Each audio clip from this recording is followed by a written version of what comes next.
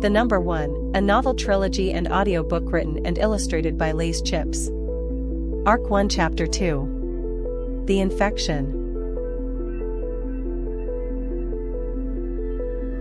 A couple of months later, it became apparent that what the scientists suspected was true. The bomb that had detonated had left some negative effects on the environment, plants, and animals.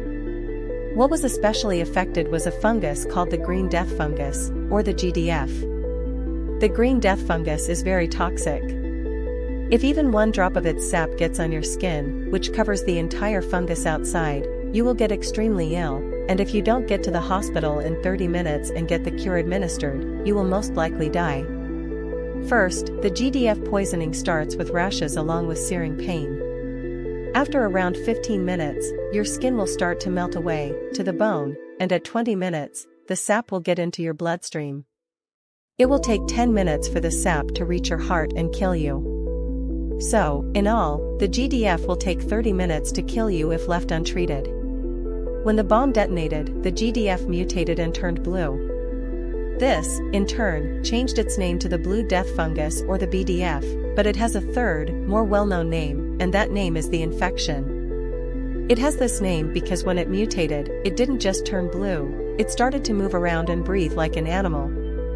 The infection jumps onto the ears, eyes, mouth, etc., any of the open holes in the body, and infects the host, making them incredibly ill. After a while, the infection got to a dog, and the dog infected its owner, and that's how it was spread to the human race. Symptoms. When the infection enters the host's body, or phase 1, it causes the eyes and vision of the host to gain a blue tint. The host will see and feel the infection crawling through their eyes, but the host will feel unnaturally calm in this situation. The host will feel calm due to the infection emitting a pheromone called viviendo, as it enters the body and gets settled in. The infection lets out viviendo to calm the host for easier entrance into the host's body.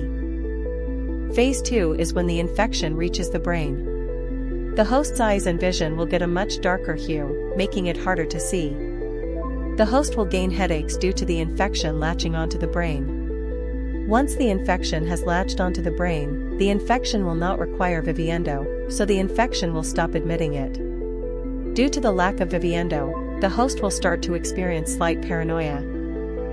In stage 3, the host's headache will get more painful, while the vision of the host will continue to deteriorate, being clouded with infection. The host at this time will be very paranoid while the infection starts pressing on certain parts of the host's brain, causing muscle spasms. See slight paranoia. Stage 4 is when the infection is running out of space in your skull cavity and brain, so it starts to expand into the rest of your body, and a large amount of infection comes out of the orifices on the face. This motion unhinges and stretches the host jaw abnormally far, and infection worms, or wormlets as the ICP calls them, will splurge out of the mouth, living and moving around. The host before this stage could feel the infection eating their brain, and see it in their eyes, but now they can see, feel, and taste the infection wormlets instead of just feeling and seeing them. For the host, this is practically torture. The host goes completely blind, and they will start to become aggressive. Due to something called sensory compensation, the host's hearing will be exceptionally better than it was before the host lost their sight and before they were infected. The host will start hearing voices in their head. The voice will say, kill, infect, conquer, multiply. At this stage, you can get through to them for a second, but it won't be permanent, they are slowly turning into monsters. They might scratch or bite at this stage, trying to follow the commands of the infection and voices. At this stage, the infection will start to eat the host inside out, causing them to rapidly lose weight and become unhealthily skinny. Stage 5, the infection has taken over the host's entire body.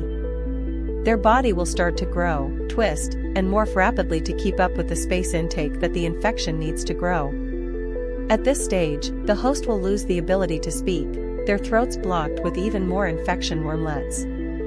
They will only be able to grunt, hiss, screech, or scream. The number of infection wormlets will increase, and the infection will spread down their body.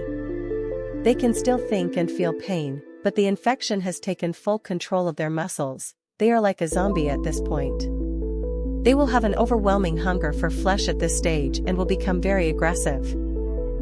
Stage 6 is the stage where the host will kill, devour, and infect the most people. The host's spine at this stage will protrude out of the host's back, making bony, sharp spines and a long bony tail. Stage 7 Death. The infection wormlets will burst out of the mouth and wrap around the entire outside of the host's body. This is the infection deeming that the host is no longer useful due to it not having enough nutrients for the infection to live. Without the infection, the host will die due to the infection being the only thing keeping them alive.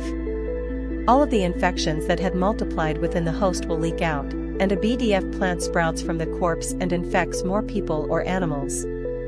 The infection can be spread in many ways, and those ways are by being bitten by an infected BDF jumping on you, or getting into any holes in your body, drinking or eating food and water with BDF contaminating it, BDF getting into an injury, etc. It takes about 6 months to go from stage 1 to stage 7.